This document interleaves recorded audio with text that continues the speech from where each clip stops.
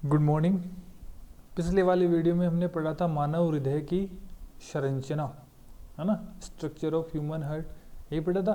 इसके अंदर हमने देखा था कि भी हृदय कैसा होता है, किस रंग का होता है, हृदय में कितने कक्ष होते हैं, कितने आलिंद होते हैं, कितने निलय होते हैं, ठीक है ना, 2 कपाट होते हैं। तो ये सब हमने पिछले वाले वीडियो में पढ़ा था। जिसने नहीं देखा है वो पहले पीछे वाला वीडियो देखें, उसके बाद में ये समझ में आएगा। ठीक है, आज हम बात करेंगे मानव शरीर में रक्त परिसंचरण, ब्लड सर्कुलेशन इन ह्यूमन। हमारे शरीर के अंदर ब्लड पहुंचाने का काम कौन करता है? हमारे पूरे शरीर में ब्लड पहुंचाने का काम कौन करता है? तो कौन करता है? हृदय करता है।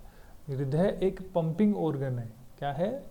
पंपिंग ऑर्गन है। ये हमारे रक्त, जो हमारे शरीर में जो रक्त बहता है उस रक्त को पंप करता है, और जब पंप करता है तो पूरे शरीर में ब्लड पहुंचाया जाता है।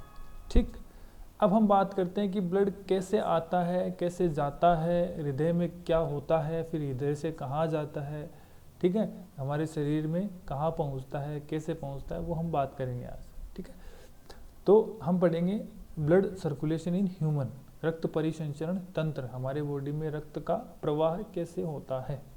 ठीक है, अब देखो, जिन हमारा रक्त प्रवाह होगा तो जिन नलिकाओं के द्वारा हमारा रक्त प्रवाह होता है, पूरी बॉडी में जाता है, उन नलिकाओं को अपन वाहिकाएं बोलते हैं। क्या बोलते हैं? वाहिकाएं।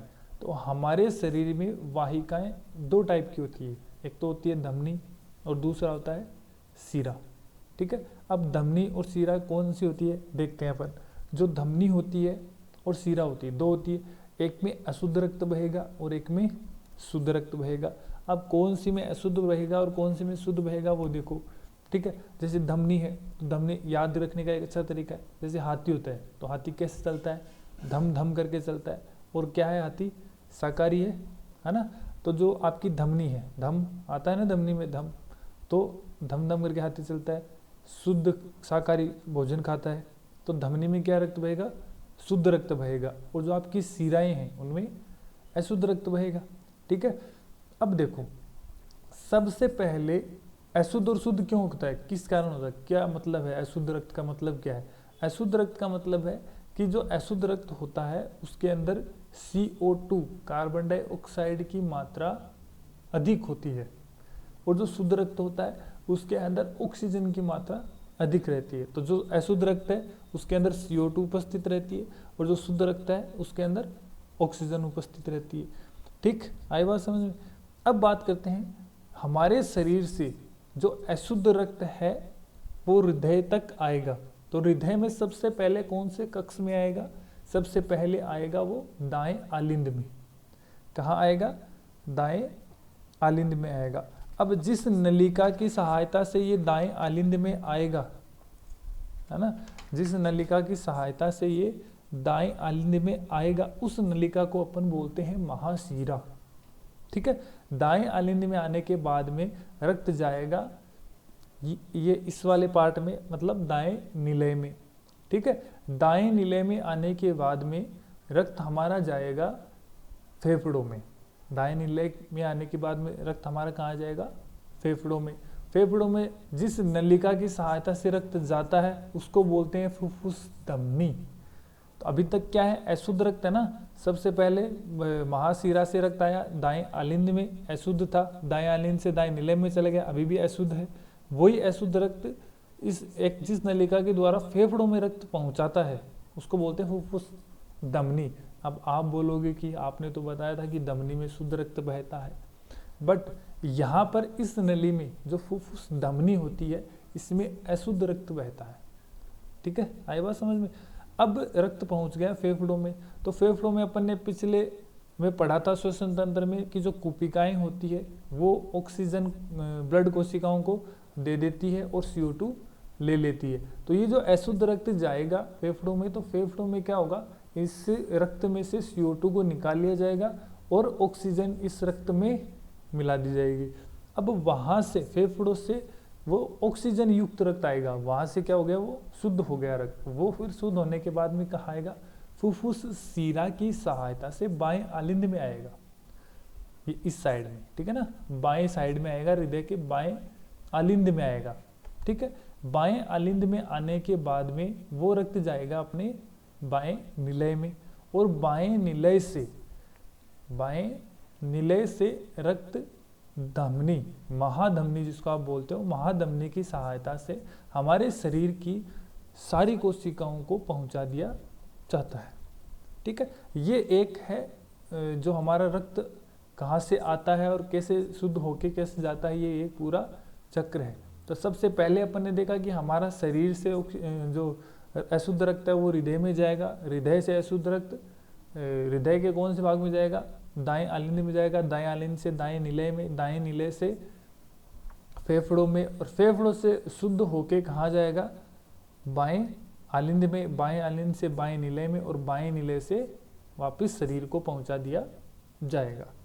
ठीक है, कैसे, देखो हमारे शरीर में क्या होती है, बहुत सारी नलिका होती है, बहुत सारी वाहिकाएं होती है, एक जाल सा होता है। जैसे देखो फॉर एग्जांपल इस टाइप से हमारे शरीर में वाहिकाओं का जाल होता है, देख रहे हो, पूरे शरीर के अंदर ये वाहिकाएं होती है जिसके अंदर रक्त प्रवाहित होता है, पूरे शरीर को पहुंचा दिया जाता है। ठीक है, अब हम बात करते हैं, देखो थोड़ा सा पढ़ते हैं।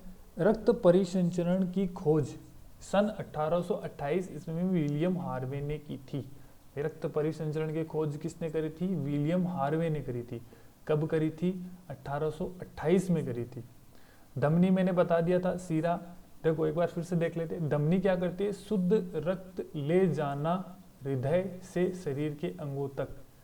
धमनी क्या करती है, शुद्ध रक्त आपके हृदय से पूरे शरीर के अंगों तक लेकर जाती है। और सीरा क्या करती है, अशुद्ध रक्त को शरीर से हृदय में लेके जाती है। ठीक है, पल्मोनरी धमनी क्या होती है, देखो पल्मोनरी धमनी अशुद्ध रक्त ले जाना, अशुद्ध रक्त ले जाना हृदय से फेफड़ों तक। जो हृदय से अशुद्ध रक्त को फेफड़ों तक लेके जाएगी उसको अपन क्या पढ़ेंगे, पल्मोनरी धमनी। ठीक है, और जो शुद्ध रक्त फेफड़ों से हृदय तक लेकर आएगी उसको बोलेंगे पल्मोनरी सीरा, जिसको अपन ने फुफ्फुस धमनी और फुफ्फुस सीरा बोला था, वो पल्मोनरी धमनी और पल्मोनरी सीरा होती है। ठीक है, फिर आता है हृदय एक हृदयावरण नामक थैली से सुरक्षित रहता है। हृदय क्या करता है, एक चारों तरफ एक थैली से सुरक्षित रहता है जिसको हृदयावरण कहते हैं। ठीक है ना, अब हृदय का भार लगभग 300 ग्राम होता है। यह शरीर का सबसे व्यस्त अंग होता है, यानी सबसे व्यस्त अंग होता है, सारा टाइम ये चलता रहता है, बंद नहीं होता कभी भी। ठीक है ना, हृदय के संकुचन और शिथिलन को सम्मिलित रूप से हृदय की धड़कन कहते हैं। सामान्य अवस्था में मनुष्य का हृदय 1 मिनट में 72 बार धड़कता है। भाई जब व्यक्ति सामान्य होता है, कोई बीमारी नहीं होती है या फिर कोई दौड़ के नहीं आया हो, उस टाइम पे सामान्य मनुष्य के जो 1 मिनट में हृदय की जो धड़कन है वो 72 बार होती है। ठीक है ना, लेकिन जो अब बच्चा होता है, भ्रूण होता है, भ्रूण अवस्था में बच्चों का हृदय 1 मिनट में लगभग 150 बार धड़कता है। ठीक है ना, हृदय की मांसपेशियों को रक्त पहुंचाने वाली वाहिनी। अब हृदय क्या है, एक मांसपेशीय संरचना है, यानी मांसपेशियों से बनी हुई संरचना, कोई हड्डियां नहीं है। अब हृदय को भी तो रक्त की आवश्यकता होती है ना, हृदय की मांसपेशियों को भी रक्त की आवश्यकता होती है। तो जिस वाहिनियों के द्वारा हृदय की मांसपेशियों को रक्त पहुंचाया जाता है वो कोरोनरी धमनी होती है। अब ये जो कोरोनरी धमनी होती है ना, ये कोरोनरी धमनी में रुकावट होने पर ही हृदयाघात होता है, जिसको आप हार्ट अटैक बोलते हो। एक धड़कन में लगभग 70 मिली रक्त पंप होता है, यानी एक बार आपका जब हृदय धड़कता है तो उस टाइम पे 70 मिली रक्त पंप होता है। सामान्य मनुष्य का रक्त दाब 120/80 mmHg होता है। रक्त दाब मापने वाले यंत्र का नाम, यानी आपके जो हृदय की धड़कन है वो 1 मिनट में कितनी बार है ना, या फिर रक्त का दाब मापने के लिए जिस यंत्र का प्रयोग किया जाता है उस यंत्र का नाम है स्फिग्नोमेनोमीटर। ठीक है, रक्त वाहिकाएं ये 2 प्रकार की होती है, मैंने बताया था आपको पहले, एक बार फिर देख लेते हैं। एक होती है धमनी, एक होती है सीरा। धमनी देखो, वे वाहिकाएं जिसमें ऑक्सीजन युक्त शुद्ध रक्त का प्रवाह होता है, यानी वे वाहिकाएं जिसमें ऑक्सीजन युक्त शुद्ध रक्त का प्रवाह होता है, धमनी कहलाती है। ये हृदय से, आपका जो हार्ट होता है वहां से रक्त को शरीर के विभिन्न अंगों तक पहुंचाती है।